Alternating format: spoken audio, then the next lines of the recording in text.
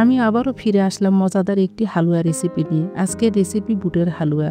জানি আপনারা সবাই এই হালুয়া তৈরি করতে পারেন, কিন্তু পারফেক্ট মেজারমেন্ট ফলো করে তৈরি করলে হয়তোবা স্বাদের দিক দিয়ে আরও টেস্ট হবে। আসসালামু আলাইকুম, আমি Shahina. Welcome to my YouTube channel Shahina's kitchen BD. তাই আসুন সব কিছু পরিমাণ ঠিক রেখে আমি কিভাবে এই বুটের হালুয়া তৈরি করেছি তা আপনাদের দেখে দেই। প্রথমে হাঁড়িতে 1 কেজি দুধ গরম দিয়েছি।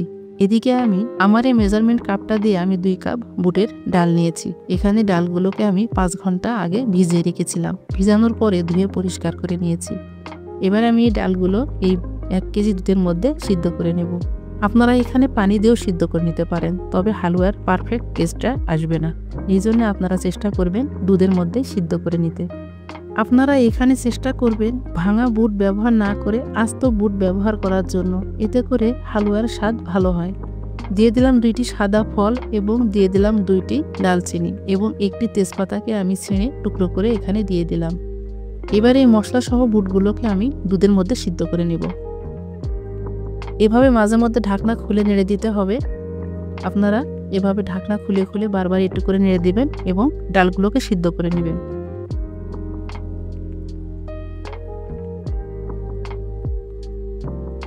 আমি ডালগুলোকে এখানে পারফেক্টভাবে সিদ্ধ করে নিয়েছি। একটা ডাল আমি আপনাদেরকে দেখিয়ে দিই। দেখুন কত সুন্দরভাবে ডালগুলো সিদ্ধ হয়েছে।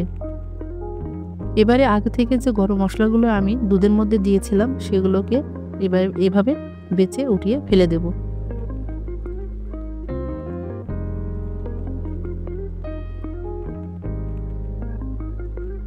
এবারে ডালগুলোকে ঠান্ডা করে আমি ব্লেন্ডারে ব্লেন্ড করে নিয়ে ফিরে আসব।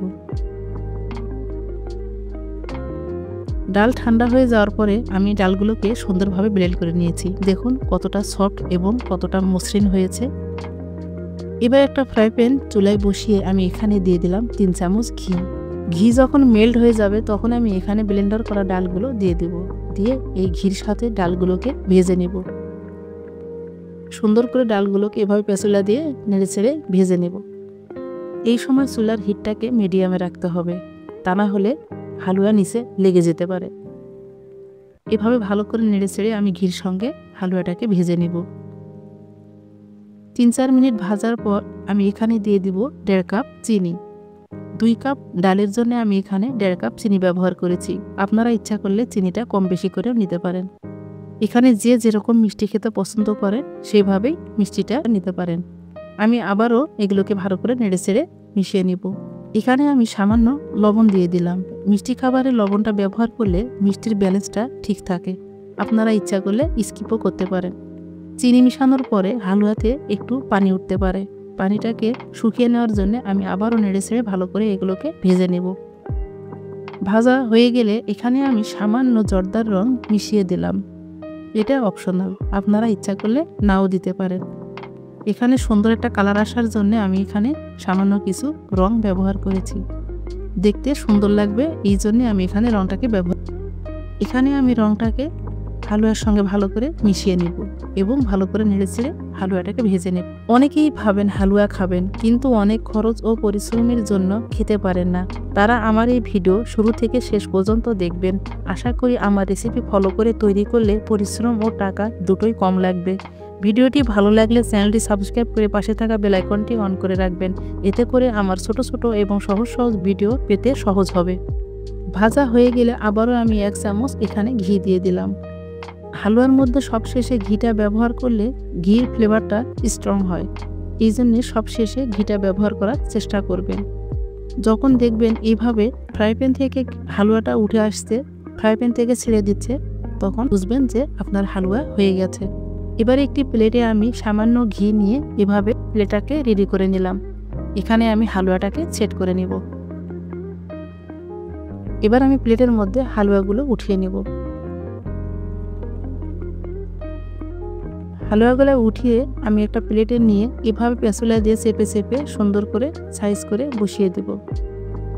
এটা আপনারা গরম থাকা অবস্থায় সেট করে নেবেন, তা না হলে পরবর্তীতে আর সেট করতে পারবেন না, তখন শক্ত হয়ে যাবে। বুটের হালুয়া খুব দ্রুত শুকিয়ে যায়। দ্রুত সেট না করলে এটিকে আর সেট করা যাবে না। সেট করে আমি 20 মিনিট পর ফিরে আসব।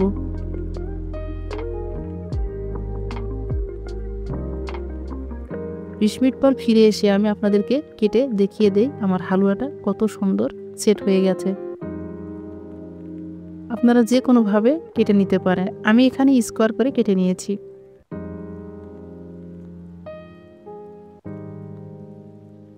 দেখুন কত সুন্দরভাবে উঠে আসছে এবং বিস্কিটের মতো মনে হচ্ছে। এভাবে আপনারা ফ্রিজে রেখে 1 সপ্তাহ খেতে পারবেন। এই হালুয়া চালের রুটি দিয়ে খেতে খুব ভালো লাগে। এবার আমি আপনাদেরকে একটা প্লেটে উঠিয়ে পরিবেশন করে দেখিয়ে দিচ্ছি। দেখুন কতটা সুন্দর হয়েছে আমার এই বুটের হালুয়া। আমি অল্প উপকরণে আপনাদেরকে দেখানোর চেষ্টা করেছি।